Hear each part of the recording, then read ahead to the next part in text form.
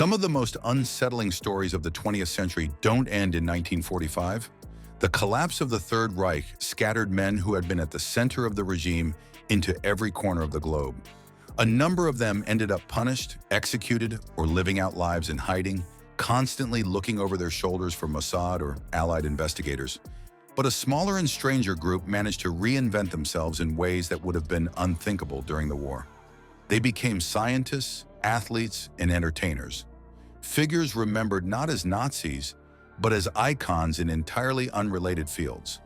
Their careers remind us that history isn't always tidy and that notoriety can vanish under the right circumstances. One of the clearest examples comes from the world of science. Wernher von Braun was a member of the Nazi Party and an SS officer who developed the Veit rocket, the weapon that rained terror on London and Antwerp.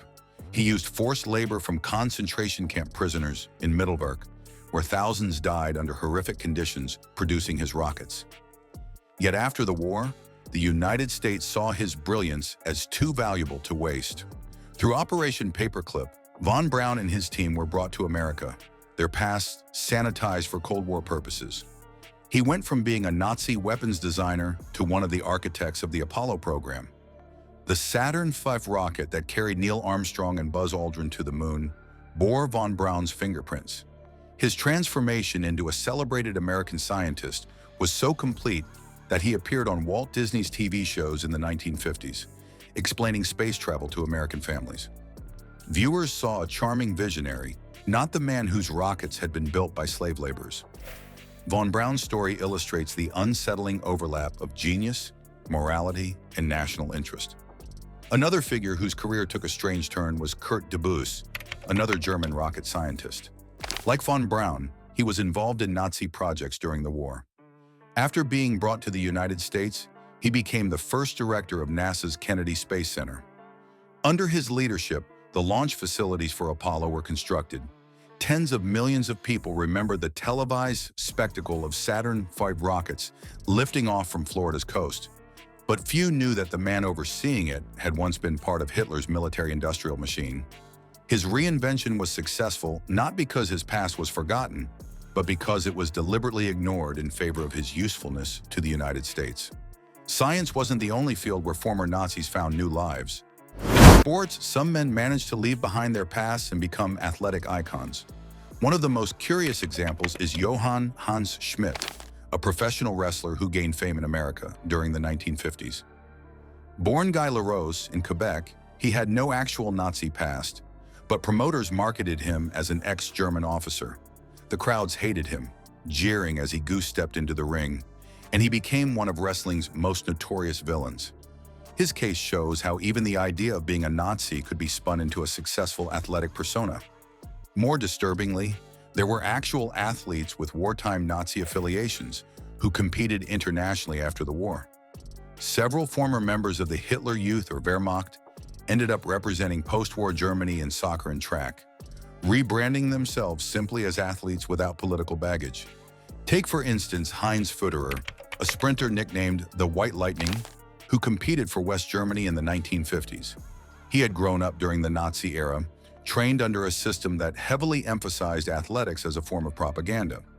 After the war, he was able to recast himself as a symbol of West Germany's new identity, one that wanted to be associated with speed and strength rather than militarism.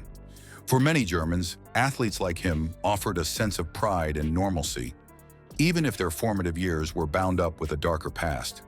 The world of entertainment offered another strange refuge.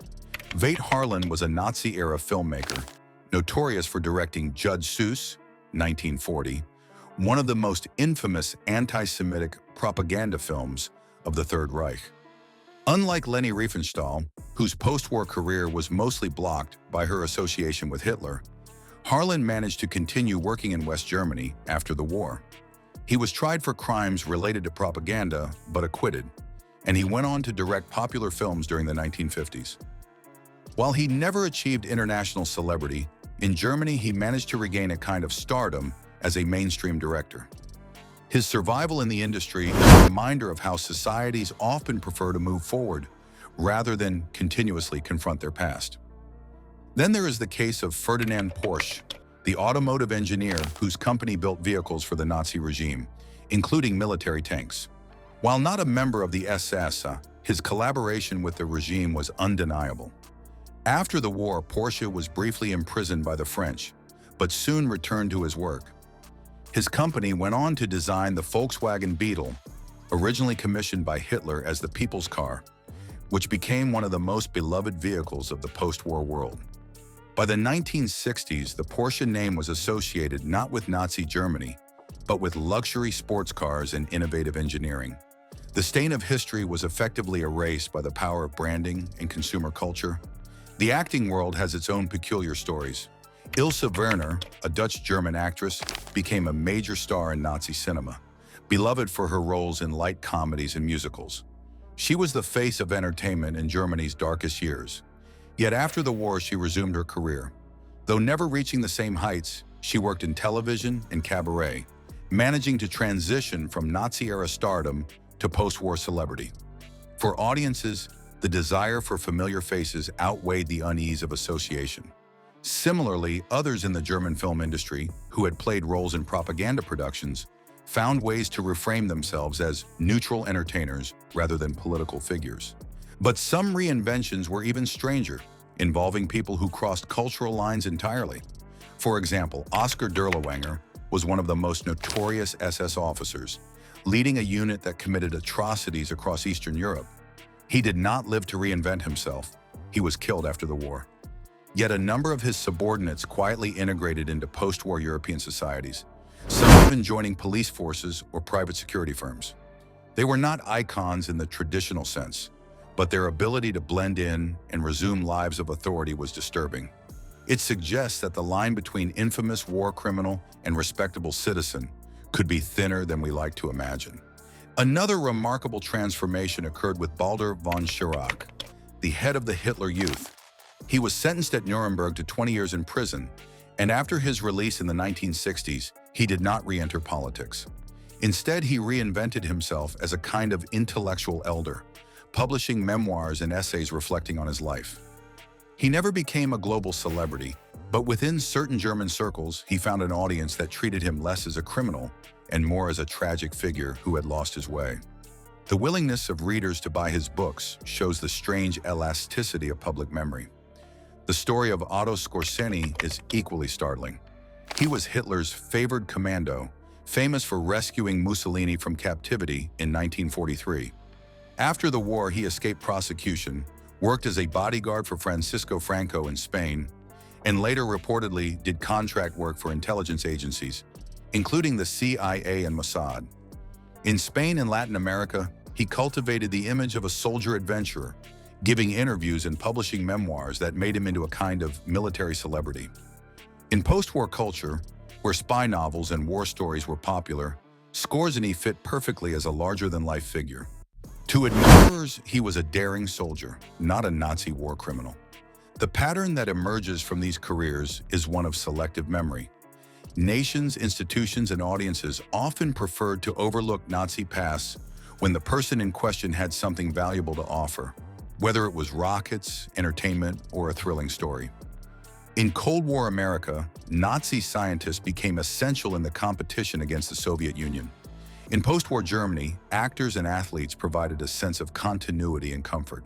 In Spain and South America, figures like Skorzeny tapped into cultures that admired boldness and military skill. The past was never erased, but it was reframed, rebranded, or simply forgotten.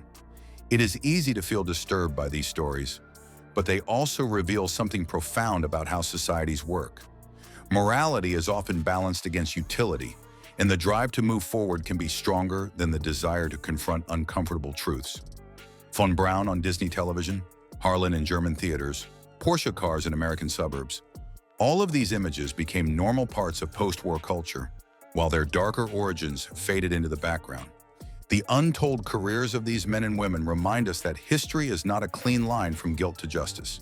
Some of those who served the Nazi regime managed to slip into entirely unrelated fields, even achieving fame. Their legacies challenge us to ask difficult questions about complicity, forgiveness, and the strange ways in which people and societies choose to remember.